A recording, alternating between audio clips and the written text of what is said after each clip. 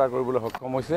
মই ভাবোঁ ইয়াৰ পিছত তদন্তৰ প্ৰক্ৰিয়াৰে যিখিনি কথা তদন্তকাৰী দলে জানিব লাগে সেইখিনি উদ্ঘাটন হ'ব আৰু অসমৰ ৰাইজে এই যি মৃত্যুৰ যি প্ৰকৃত কাৰণ সেইখিনি জানিবৰ কাৰণে সক্ষম হ'ব। ডেফিনেটলি সেইকাৰণে মুখ্যমন্ত্ৰী ডাঙৰীয়াই এই জুবিন গাৰ্গ ডাঙৰীয়াৰ অনাকাংক্ষিত মৃত্যুৰ দিনাৰে পৰা খুব গুৰুত্ব সহকাৰে গোটেই বিষয়বস্তুটো তেখেতে গ্ৰহণ কৰিছিলে।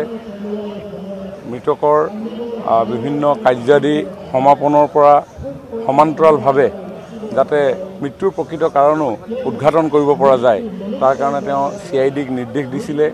স্পেচিয়েল ইনভেষ্টিগেশ্যন টিম তেওঁ গঠন কৰি দিছিলে। তেওঁলোকে তৎপৰতাৰে গোটেই কামখিনি কৰি লৈ গৈছিলে আৰু অসমৰ ৰাইজে কৈছিলে যে তন্নকৈ এই তদন্ত হ'ব লাগে, পানী নহৰুকোৱা পদ্ধতিৰে এই তদন্ত হ'ব লাগে আৰু সেইকাৰণে মহামান্য উচ্চ ন্যায়ালয়ৰ কৰ্মৰত এগৰাকী বিচাৰপতিৰ জৰিয়তে যাতে এই গোটেই বিষয়টো ভাল ধৰণে সূক্ষ্মভাৱে নিৰীক্ষণ অব্যাহত ৰাখিব পাৰে তাৰ কাৰণেও উচ্চ ন্যায়ালয়লৈ তেখেতে পত্ৰ প্ৰেৰণ কৰিছে।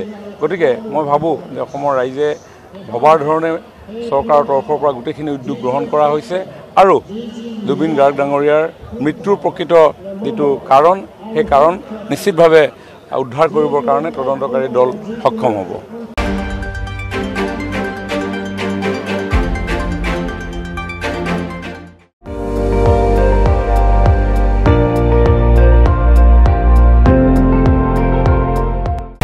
আপুনি চাই আছে ND24 সৰ্বশ্ৰেষ্ঠ নহয় সৰ্বোত্তমৰ দৌৰত।